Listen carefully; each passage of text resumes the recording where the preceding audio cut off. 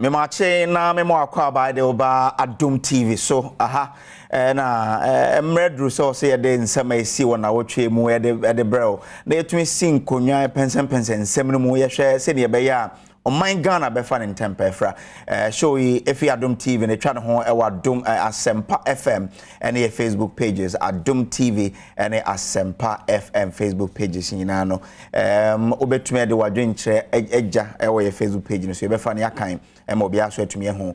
won so se ne wo so dwen efa Ghana nsensem e koso ho na wonim se na wotwe ensem bebre na na si ye na wotwe bia Ghana edit team ekopie mu Washington DC IMF and World Bank omo nhye mu omo friend spring meetings no eno na Ghana penny for kodru ho a omo efa kwan bia so betumi a convince external creditors unim say 3 billion loan a pefi IMF ho no eno mienu I din kan ko say etumi ye ne say o si yenya sa yete ye de no yetumi ma space bebem so that scan be ban yetumi de aboa na yatoto oman sikasem ni yie eno nti Ghana ne ye friend domestic debt exchange program eno no ya ye wie aban interest yetumi nya nkofo ananka ye de omoka ewo Ghana ha no 85% emomutumi egetum sampa okay sika ka na ye de no monhwe na montre emra na nka so mu de tua ye kana mu so that Ghana tumi nya space bi adandan ne ho na ne aka ne ye external creditors eno da pen we mu ye kopie mu sa IMF ne World Bank spring meetings no Ghana penning for abomodin ehia bebre na ne omo adin komo she ne be omo so beja tum so omo abeka ye ho na yetumi nya sa external creditors no omo awrehie mu so okay IMF mu discuss no omo a yebetumi abo omo no mo atoto nyoma ne yie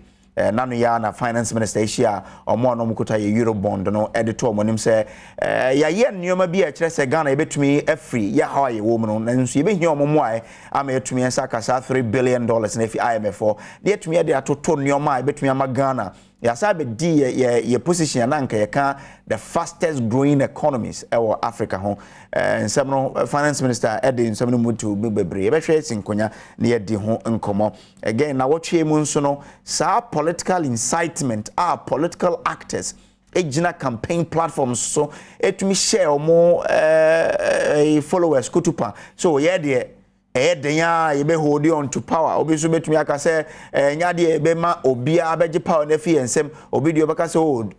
we do or die affair eno na Ghana for bebre bi say aden say ba ne say yenkoto aba kum ana say ye exchange of ideas ye hwe nipa obetumi abu man ni yi eno nso kan sama ene yebesi nkwa enkonya ne yetumi a discussing ho onum say na wotwe mu nso politics nsem na hye mu yi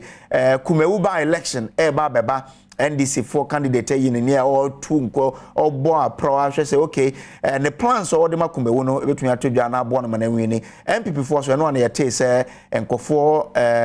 nwotwe na etumi ede omo etu omo hasi wo say omo so nyaya nko be di MPP anim akosa ba election mu eno so honsem te say eno yade a esi na wotwe mu nanso enadwumedie no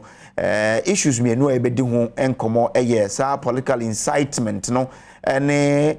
kwa betumi afaso a ye be prevent no say betumi ede nsema enye ede bebre o man Ghana say ba no IMF and sense na ye share lessons for the future ye ko ye nim no den na say Ghana tumi ye na economy no tumi fa in temper efra so ansem we na ye ba be sinkonya ede ho nkomo na say ba no IMF and sense na Joy FM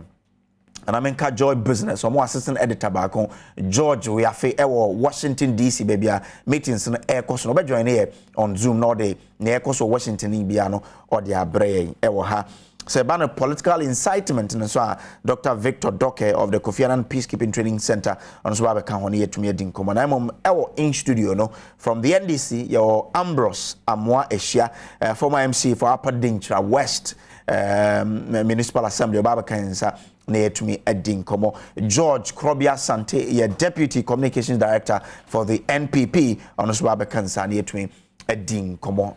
me di dwuma ho chia me from Samuel Kojo Brace between from SKB and Kojo I'm okay with anything me producers me know one name no mama akwaba so am ho kwan say enjoy no wo fie offices baby a wo bia na entumi ne wondi in share so a ete say ye betwa ho ye ba na wotwe dwumadi ye be hyase na ye de nsem na ye wo no ye tumi de agu ho na ye di ho nkomo oni entena ye batisia